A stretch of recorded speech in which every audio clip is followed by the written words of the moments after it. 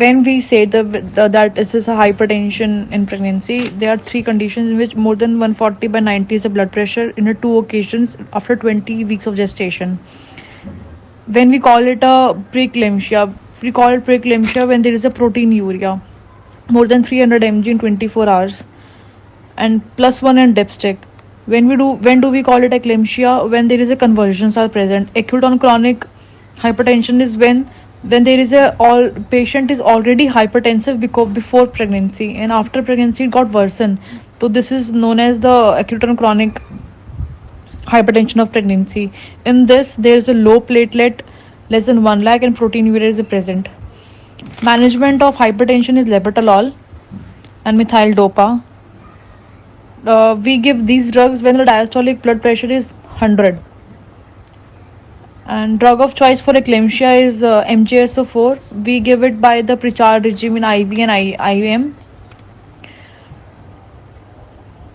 MgSO4 is given 24 hours after delivery and given 4 hourly, 5 mg.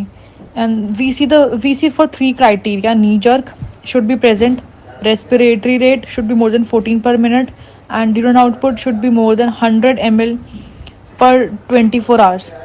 If these criteria are present, then we give MgSO4 to the patient. Etiology of hypertension is that vasospasm of placenta vasculature, due to which mother BP increases to give more perfusion to fetus. And reason behind that, during at 20 weeks of gestation, when tunica media has smooth muscle which should be replaced by trophoblastic invasion, if that doesn't happen, if trophoblast invade, it doesn't happen in tunica media, so there is a decrease in vasculature to the fetus. Blood supply will decrease due to inadequate invasion of trophoblastic invasion into tunica media. If it is normal, then BP is normal.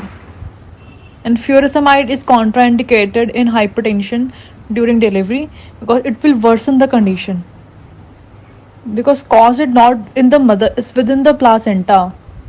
So if we try to decrease the hypertension of mother by giving furosemide, it will worsen the condition.